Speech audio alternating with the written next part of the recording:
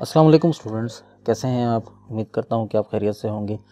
आज हम first year biology chapter 6 का जो लास्ट लेक्चर है, लेक्चर नंबर 6, उसको देखेंगे। और टॉपिक जो आज हम कवर करेंगे वो है साइनोबैक्टीरिया।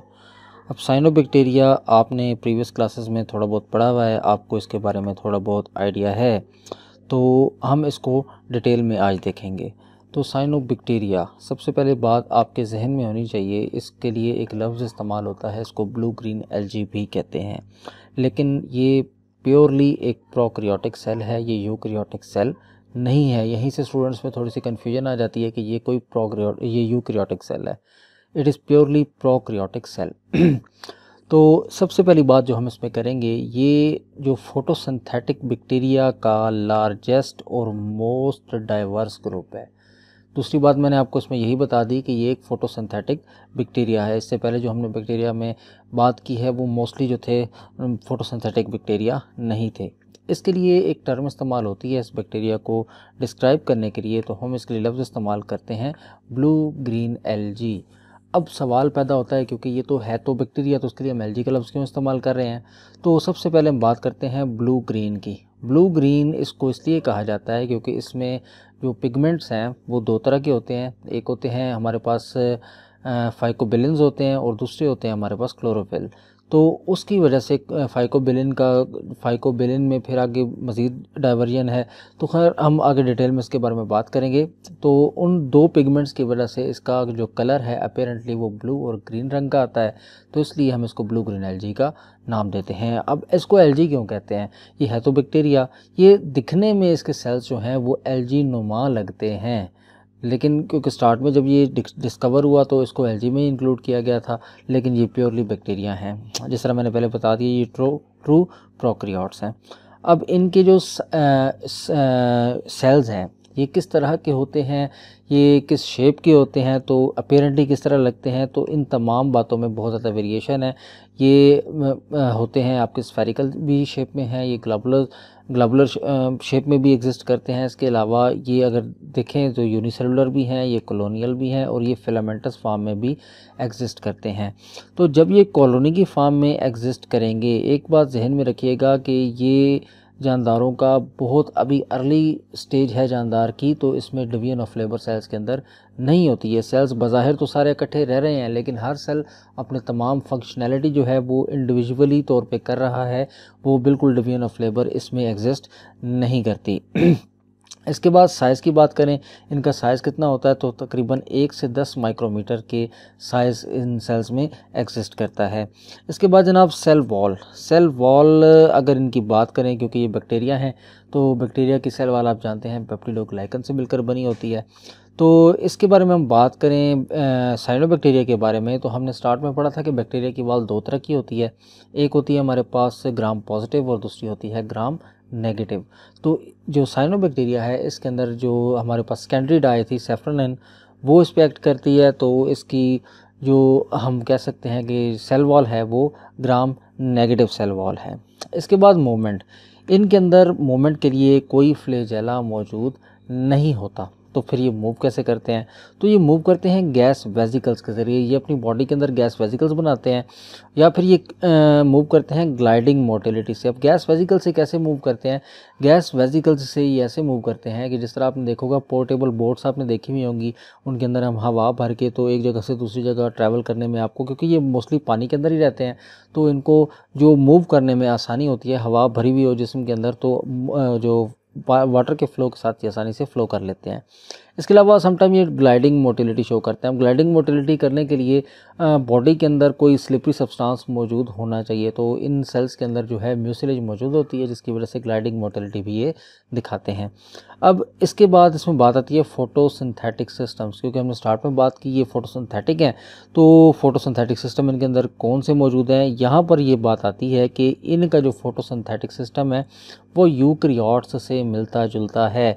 इनके अंदर क्लोरोफिल ए और फोटोसिस्टम 2 एग्जिस्ट करता है, और जो फोटोसिंथेसिस ये फॉर्म करते हैं, ये फोटोसिंथेटिक बैक्टीरिया ये करते हैं जी ऑक्सीजेनिक फोटोसिंथेसिस। क्योंकि हमने स्टार्ट में बात की थी कि कुछ बैक्टीरिया जो फोटोसिंथेसिस करते हैं उसके रिज़ल्ट में वो हाइड्रोजन सल्फाइड को सोर्स ऑफ हाइड्रोजन यूज़ करते हैं, as a result sulphur release होती है। लेकिन ये क्या कर रहे हैं, ये वाटर को यूज़ कर रहे हैं, तो एज ए रिज़ल्ट क्या होगा, ऑक्सीजन जो है वो माहौल के अंदर लिबरेट होती है, जिसको हम बाद में सांस लेने के लिए भी इस्तेमाल करते हैं।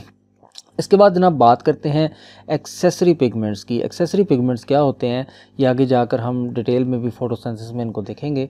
एक्सेसरी पिगमेंट्स प्लांट में या जो आपके फोटोसिंथेटिक ऑर्गेनिजम्स होते हैं, इनमें दो तरह के पिगमेंट्स होते हैं। एक होते हैं मेन पिगमेंट्स, दूसरे होते हैं एक्सेसरी पिगमेंट्स। मसलन अगर हम इसी की बात कर लें तो यहाँ पर जो मेन पिगमेंट है वो क्लोरोफिल है, और जो एक्सेसरी पिगमेंट है वो फाइकोबिलिन्स हैं। एक्सेसरी पिगमेंट्स ऐसे पिगमेंट्स होते हैं जो मेन पिगमेंट्स की लाइट को अब्जॉर्प्शन में मदद करते हैं, क्योंकि जो क्लोरोफिल है उसका एक स्पेसिफिक स्पेक्ट्रम है जिसके अंदर वो लाइट को अब्जॉर्ब करता है। तो उस स्पेक्ट्रम को इंक्रीज़ करने के लिए, डिफरेंट वेवलेंथ्स को अब्जॉर्ब करने के लिए एक्सेसरी पिगमेंट्स यूज़ होते हैं। तो जनाब एक्सेसरी पिगमेंट्स इसके अंदर फाइकोबिलिन्स हैं। अब फाइकोबिलिन्स, जिस तरह मैंने स्टार्ट में बात की थी, फाइकोबिलिन्स दो तरह के होते हैं, एक होते हैं फाइकोसाइनिन और एक होते हैं फाइकोएरेथ्रिन। एरेथ्रिन का मतलब रेड है, साइनिन का जो कलर होता है वो ब्लू सा होता है। तो इसमें जो मेजॉरिटी जो डोमिनेट कर रहा होता है वो कर रहा होता है फाइकोसाइनिन, जिसकी वजह से इनका कलर जो है ब्लूइश टाइप होता है। तो इसीलिए हम इसको ग्रीन और ब्लू कलर की कम्बिनेशन की वजह से हम इसको ब्लू ग्रीन एल्गी का नाम देते हैं। अब इसका जो सारे का सारा फोटोसिंथेटिक ये जो मशीनरी होती है ये लॉक्ड होती है थैलाकॉइड के अंदर। अब फिर यहाँ पर क्वेश्चन एक रेज होता है कि हमने तो स्टार्ट में बात की कि ये तो प्रोकैरियोटिक जानदार हैं, तो थैलाकॉइड इनके अंदर कहाँ से मौजूद आ गया। तो जनाब थैलाकॉइड मेम्ब्रेन जो है वो इनके अंदर जो सेल मेम्ब्रेन इनकी होती है वही थैलाकॉइड मेम्ब्रेन के तौर पर एक्ट करती है, और फोटोसिस्टम उसी मेम्ब्रेन के अंदर एम्बेडेड होता है। इनके अंदर क्लोरोप्लास्ट मौजूद नहीं होता, और प्रॉपर जो स्ट्रक्चर यहाँ पर ये जो मौजूद है जिसके अंदर ये सारी की सारी फोटोसिंथेसिस का काम हो रहा है, उसको हम नाम देते हैं फाइकोबिलिसोम्स। इसके अंदर फाइकोबिलिसोम्स के अंदर क्या क्या इंक्लूड होगा, इसके अंदर होगा फोटोसिस्टम आपको इंक्लूड होगा, इसके अंदर क्लोरोफिल इंक्लूड होगा, इसके अंदर आपके साइनिन भी इंक्लूडेड होंगे। अब ये क्या करते हैं, एटमॉस्फेरिक कार्बन डाइऑक्साइड को असिमिलेट करते हैं वाया कैल्विन साइकिल, और ऑक्सीजन को लिबरेट करते हैं, और माहौल में एक बहुत बड़ी मिकदार में जो ऑक्सीजन है वो इन्हीं की वजह से रिलीज़ होती है। अब रिज़र्व फूड, अब ये करैक्टरिस्टिक्स तो प्लांट लाइक दिखा रहे हैं, लेकिन इनका जो रिज़र्व फूड है वो एनिमल्स की तरह ग्लाइकोजन है। तो जनाब रिप्रोडक्शन, अब ये रिप्रोडक्शन कैसे करते हैं, इनमें होती है सेक्सुअल रिप्रोडक्शन, इनमें बिल्कुल एब्सेंट है, तो ये एसेक्सुअल रिप्रोडक्शन ही करते हैं। तो पहली फॉर्म आ जाती है बाइनरी फिशन।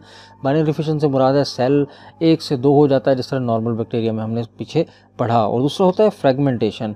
फ्रेगमेंटेशन आम तौर पर ट्राइकोम के अंदर होती है। अब कुछ साइनोबैक्टीरिया मसलन नॉस्टॉक, ये ट्राइकोम्स या इस तरह चेन्स की फॉर्म में रहते हैं। यहाँ आपको चेन नज़र आ रही होगी, सेल जो है एक चेन की फॉर्म में रहता है। तो यहाँ से क्या होता है, सेल दरमियान में से किसी पॉइंट से टूट गया और फ्रेगमेंट में तब्दील हो गया, इस प्रोसेस को आप फ्रेगमेंटेशन का नाम देते हैं। इसके अलावा इसमें हार्मोगोनिया भी बनते हैं, इसके अलावा इसमें एकाइनेट्स भी बनते हैं, और हेट्रोसिस्ट भी मौजूद होते हैं। अब हेट्रोसिस्ट क्या है, इसके अंदर साइनोबैक्टीरिया की जो कॉलोनी या ट्राइकोम होता है उसके अंदर एक साइज़ में निस्बतन बाकी सेल्स से जुदा, आपको साइज़ में थोड़े डिफरेंट, साइज़ में थोड़े बड़े, थोड़े येलोइश कलर के सेल्स नज़र आते हैं, उनको आप हेट्रोसिस्ट कहते हैं। तो जनाब होता क्या है, यही हेट्रोसिस्ट क्या करते हैं, वैसे ही नाइट्रोजन फिक्सेशन का काम करते हैं, लेकिन ये एक और काम भी करते हैं रिप्रोडक्शन के दौरान। यहाँ से ये इस ट्राइकोम को तोड़ने में मदद देते हैं, यहाँ से ये पीछे हट जाएगा, ये यहाँ से लेके यहाँ तक का जो फ्रेगमेंट है, इस फ्रेगमेंट को अब हम नाम देंगे हार्मोगोनिया, यानी कि ये एक फ्रेगमेंट क्या कहलाएगा, हार्मोगोनिया। और इसी तरह कुछ इसी आपके ट्राइकोम के अंदर कुछ सेल्स क्या करते हैं, अपनी वॉल को थिक कर लेते हैं, अपने गिर्द थिक वॉल सेक्रीट कर लेते हैं और रिज़र्व फूड को जमा कर लेते हैं और एक्ट करते हैं एज ए वेजिटेटिव सेल, और बाद में डॉर्मेंट हो जाते हैं, और सूटेबल कंडीशंस आने पर वो दोबारा जर्मिनेट कर लेते हैं। इस तरह के सेल्स को आप एकाइनेट्स का नाम देते हैं। तो इन तमाम ज़रियों से साइनोबैक्टीरिया जो है वो रिप्रोडक्शन कर रहा होता है। अब इसकी हम देख लेते हैं जी इकोनॉमिक इम्पोर्टेंस। इकोनॉमिक इम्पोर्टेंस इनकी काफ़ी ज़्यादा है। तो सबसे पहले जो इकोनॉमिक इम्पोर्टेंस में इसमें हम बात देखेंगे तो इकोनॉमिक इम्पोर्टेंस में आ जाती है रिक्लेमेशन ऑफ एल्कलाइन सॉइल्स। हमारे एनवायरनमेंट में ह्यूमन एक्टिविटीज़ की वजह से क्या होता है कि सॉइल्स के अंदर थोड़ी बहुत प्रॉब्लम्स क्रिएट हो जाते हैं। सॉइल्स या तो बहुत एसिडिक हो जाती है या बहुत अल्कलाइन हो जाती है। बहुत कंडीशंस में वो वेजिटेशन या क्रॉप्स के लिए अच्छी सूटेबल नहीं होती। तो उनकी अगर अल्कलाइन सॉइल्स है तो उसके लिए रिक्लेमेशन, उसको यानी कि अपनी दोबारा असली हालत में वापस लाने के लिए ये साइनोबैक्टीरिया का इस्तेमाल होता है। उसके अलावा जनाब इनके अंदर मौजूद होते हैं हेटेरोसिस्ट, जिस तरह मैंने आपको अभी बताया, ये नाइट्रोजन फिक्सेशन में रोल प्ले करते हैं और हमारे माहौल के अंदर बहुत बड़ी ऑक्सीजन की मिकदार इन्हीं की वजह से आती है। इसके अलावा ये पोल्यूशन इंडिकेटर के तौर पर एक्ट करते हैं। ये इनकी एक आप कॉलोनी देखें तो एक मैट के तौर पर एक्ट करते हैं और ये डस्ट को या सराउंडिंग से जो चीज़ें हैं उनको बहुत कैप्चर करते हैं। तो इनके सैंपल को एज ए पोल्यूशन इंडिकेटर के तौर पर यूज़ किया जा सकता है। इसके अलावा ये सिम्बायोटिक रिलेशनशिप बनाते हैं फंजाई के साथ और ये लाइकन्स भी बहुत ज़्यादा बनाते हैं। इसके अलावा जो इनकी इकोनॉमिक इंपॉर्टेंस है वो है पॉन्ड स्कम। पॉन्ड स्कम को दुनिया के अंदर खुराक के तौर पर, ये आपको यहाँ पर एक एल्गी की एक बहुत बड़ी सी लेयर पानी के ऊपर फ्लोट करती हुई नज़र आएगी, एक मैट सा नज़र आएगा। तो ये जो आपको मैट सा नज़र आ रहा है, दुनिया के कुछ कोनों के अंदर इसको एज ए फूड के तौर पर इस्तेमाल किया जाता है और इसके लिए सुपर फूड का लफ्ज़ इस्तेमाल होता है, यानी कि न्यूट्रिएंट्स की बहुत बड़ी क्वांटिटी, विटामिन्स की क्वांटिटी, प्रोटीन की क्वांटिटी इनके अंदर मौजूद होती है और ये इस तरह भी इस्तेमाल होता है और समटाइम ड्राई करके पाउडर की फॉर्म में भी इनको इस्तेमाल किया जा रहा है। इसके अलावा ये वाटर ब्लूम्स पैदा करते हैं। यही पॉन्ड स्कम क्या करता है, जब बहुत ज़्यादा डेवलप हो जाता है तो नीचे यूट्रॉफिकेशन करता है। होता क्या है, लाइट नीचे पेनिट्रेट नहीं करती, जिसकी वजह से जो नीचे जानदार हैं उनके लिए सर्वाइवल मुश्किल हो जाती है और ये सारे का सारा जोहड़ जो है वो बदबूदार हो जाता है, ये पानी जहरीला हो जाता है और जानदारों की डेथ वाक़ हो जाती है। और जब यही पानी या यही इसमें से मौजूदा प्लांट्स जब कोई और एनिमल या कोई और खाएगा या कोई जानवर इस पानी को पिएगा तो उसकी भी डेथ हो सकती है।